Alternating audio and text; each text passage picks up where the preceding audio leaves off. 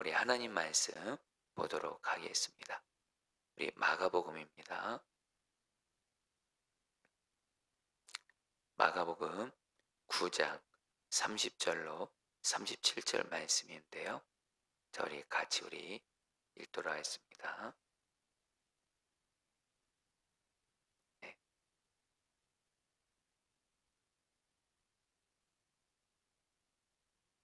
네, 읽도록 하겠습니다. 3절 제가 먼저 읽습니다. 그것을 떠나 갈릴리 가운데로 지날새 예수께서 아무에게도 알리고자 아니하시니 이는 제자들을 가르치시며 또 인자가 사람들의 손에 넘겨져 죽임을 당하고 죽은 지 3일 만에 살아나리란 것을 말씀하셨기 때문이더라. 그러나 제자들은 이 말씀을 깨닫지 못하고 묻기도 두려워하더라. 가버나움에 이르러 집에 계실새 제자들에게 물으시되 너희가 길에서 서로 토론할 것이 무엇이냐 하시되 그들이 잠잠하니 이는 길에서 서로 누가 크냐 하고 쟁론하였음이라.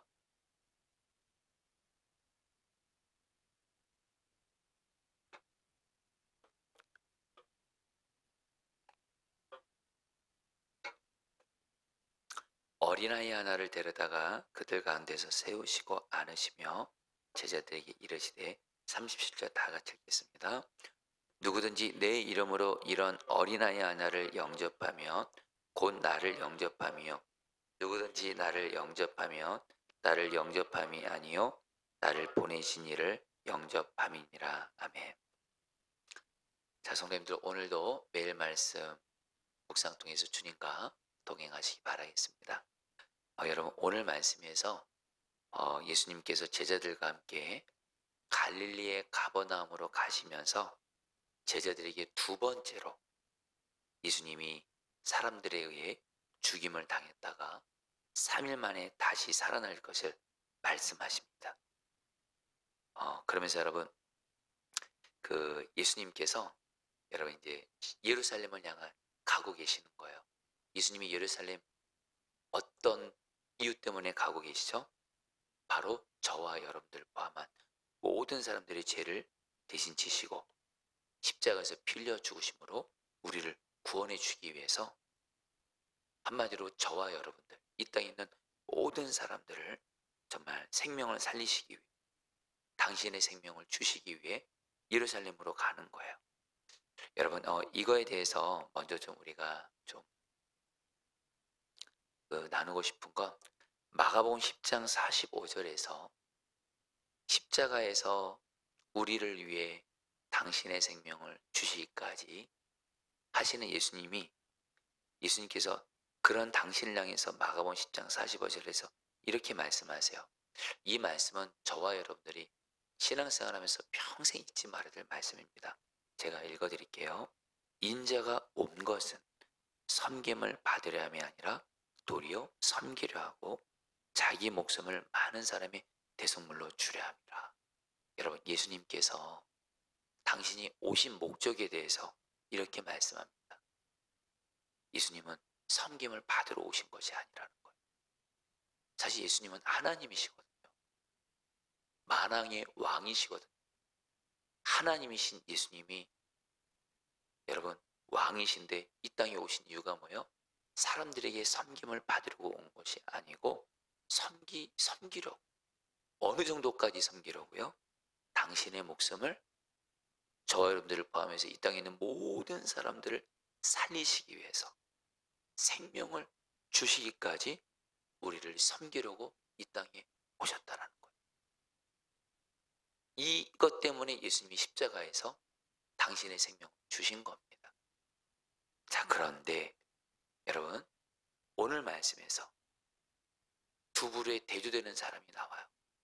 예수님은 예루살렘을 향해서 모든 사람들을 살리시기 위해 당신의 생명을 아낌없이 주시기까지 사랑으로 섬기기 위해서 예루살렘을 가시는데 한마디로 예루살렘은 예수님이 섬기기 위해서 가시는 거예요. 근데 여러분 제자들은 어떠할까요? 제자들은 안타깝게도 이런 예수님과는 너무 다르게 섬기려고 하는 것이 아니라 섬김을 받고 싶어하는 마음들이 있는 거예요.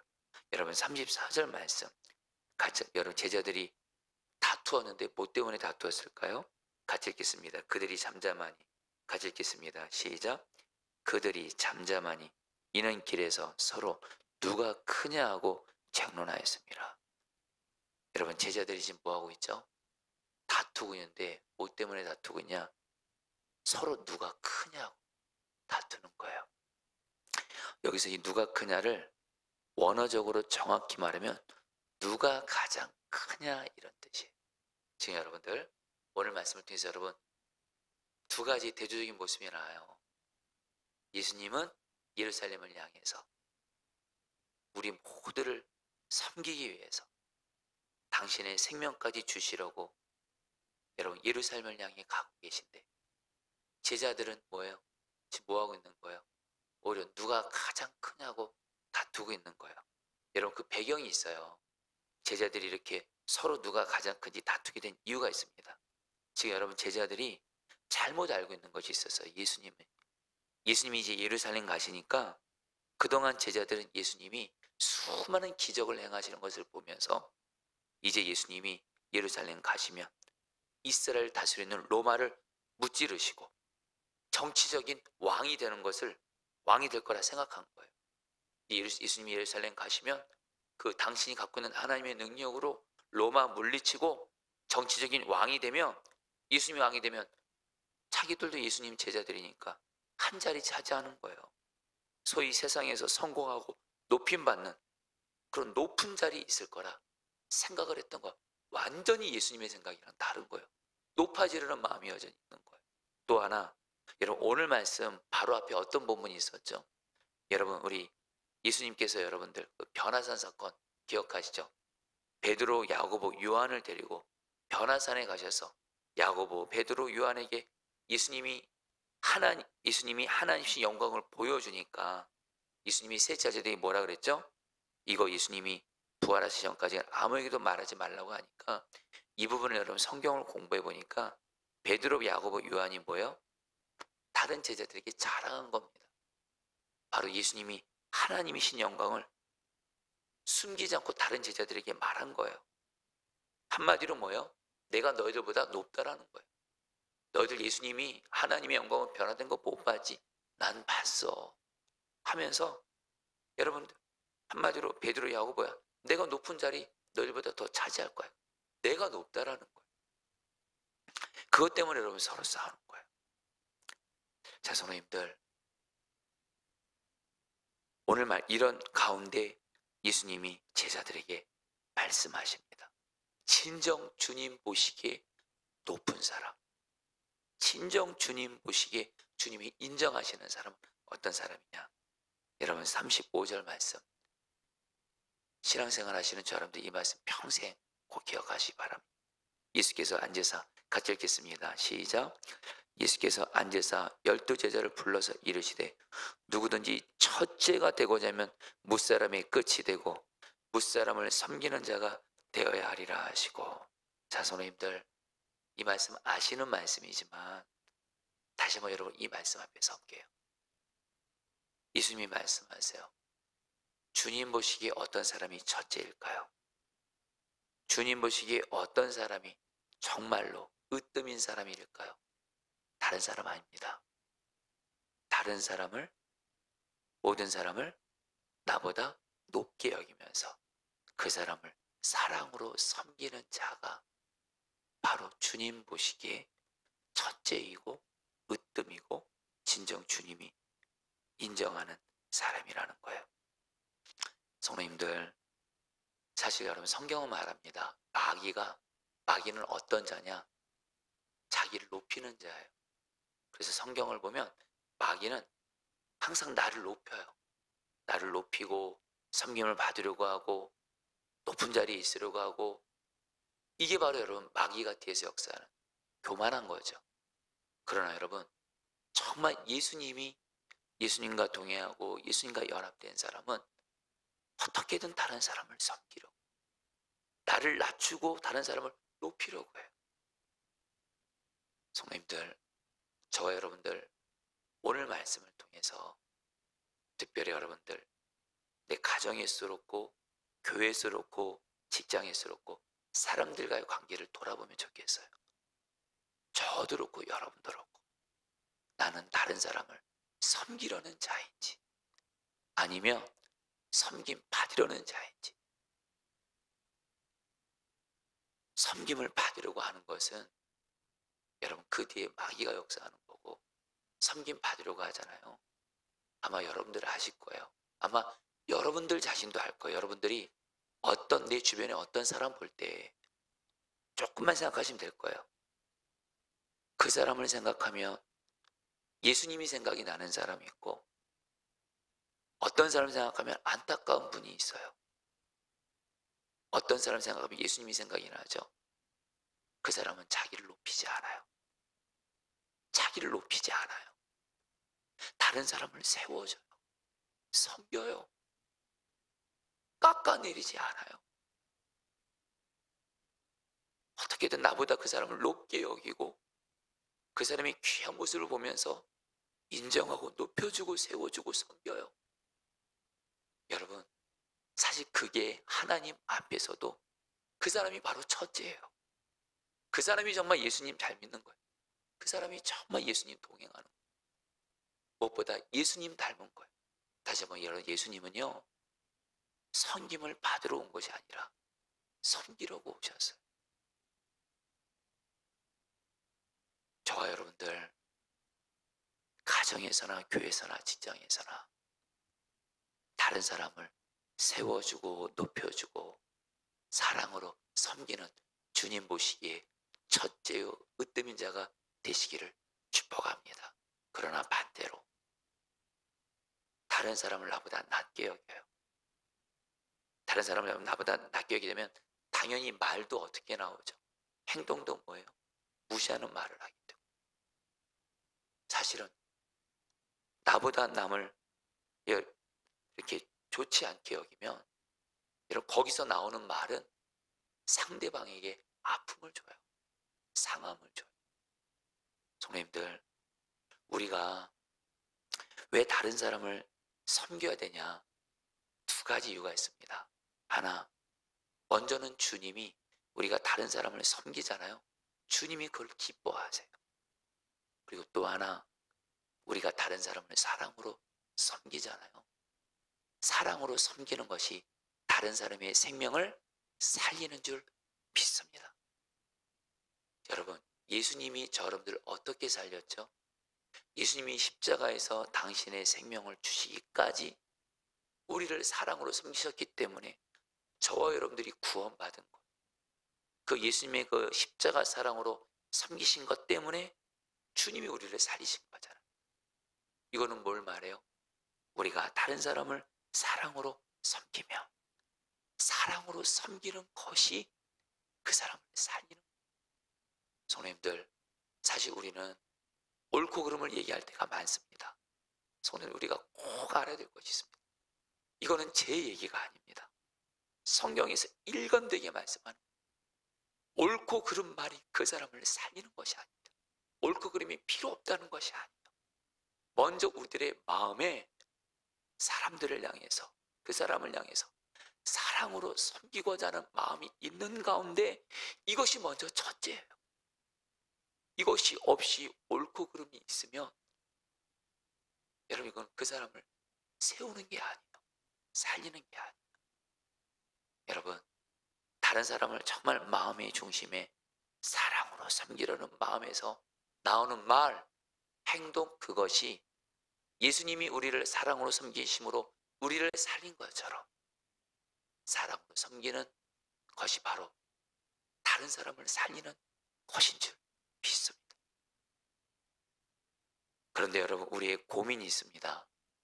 사실 여러분, 우리는 죄된 본성이 자꾸 이렇게 섬김을 받으려고, 다른 사람을 섬기기보다는 섬김을 받으려고 하는 그런 모습이 있습니다.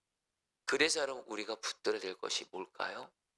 그래서 여러분들, 바로 하나님이신데도 당신을 낮추시고 생명까지 주신 예수님이 우리 마음 안에 오신 거예요.